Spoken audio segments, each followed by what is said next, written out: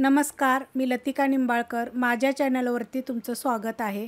आज मी तुम्हाला अंडा बटाटा बनवून दाखवणार आहे. त्यासाठी बघा, हे 3 अंडी शिजवून घेतलेली आहे ती आणि सोलून पण घेतलेली आहे. अंडी कशी शिजवायची याची पण मी रेसिपी अपलोड केलेली आहे. 2 बटाटे, एक बारीक बटाटा आणि एक मोठा बटाटा शिजवून साल काढून घेतलेला. तर ह्याचे तुकडे करायचे. बघा काय होतं, कधी कधी घरात जर भाजीला काही नसेल आणि अंडी वगैरे जर असतील तर मग 3 अंड्याचं कसं कालवण बनवायचं. मला ही रेसिपी अशी कुणी बनवायला सांगितली, त्याप्रमाणे मी बनवते की दोन्ही मिक्स दाखवा.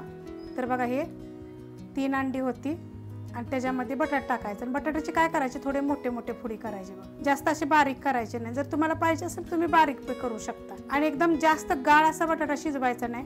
आता हे तुम्ही मी कापते, तुम्हाला दिसत असेल अशा पद्धतीत शिजवायचा.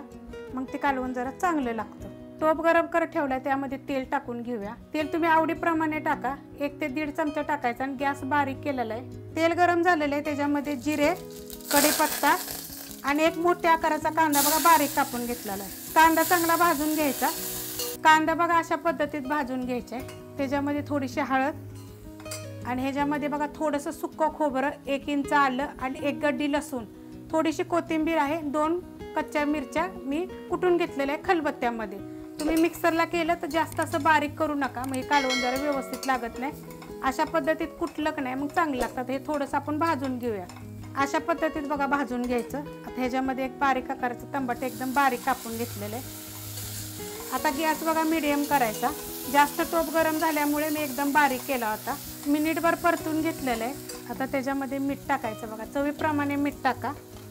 1 चमचा धने जिरे पावडर, अर्धा चमचा गरम मसाला पावडर आणि कोल्हापुरी मसाला आपला 2 चमचे टाका. तुम्ही तिखटाप्रमाणे टाका. जर तुमच्याकडे कोल्हापुरी मसाला नसेल कोणता पण टाकला तरी चालेल. आता 1 मिनिटभर आपण परतून घेऊया. मिनिटभर परतून घेतले बघा. मसाले टाकल्यानंतर बघा हा मसाला आपला असा पद्धतीत झालेला आहे. गॅस एकदम मी बारीक केलेला आहे. आता हे बटाटे जे आपण शिजवलेले कापून घेतले होते ते लहान मोठे तुम्ही आवडीप्रमाणे केले तर चालतील. आता हे बटाटे पहिले हा मसाल्यात आपण चांगले परतून घ्यायचे.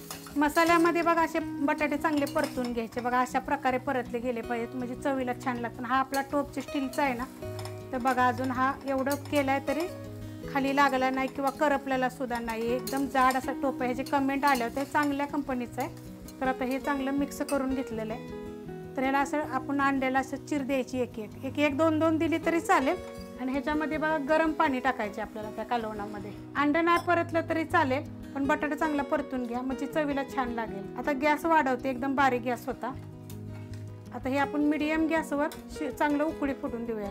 कालवण बघा चांगलं उकळलेलं आहे. अशा पद्धतीत झालंय बघा. मला आवडीनुसार पाणी टाका. बघा असं असं होतं बघा, एकदम मस्त लागतात. ह्याच्यामध्ये आपण कोथिंबीर टाकूया आणि गॅस आता बारीक करूया. एक 5 ते 7 मिनिट असं उकळून देऊया चांगलं. 5 ते 7 मिनिट झालेत बघा. कालवण चांगलं उकळलेलं आहे आणि एकदम बारीक गॅसवर ठेवलं होतं. अशा पद्धतीने झालेलं आहे. एकदम छान लागतं चवीला. ही जर तुम्हाला रेसिपी आवडली तर लाईक करा, सबस्क्राईब करा, कमेंट करा आणि शेअर बी करा.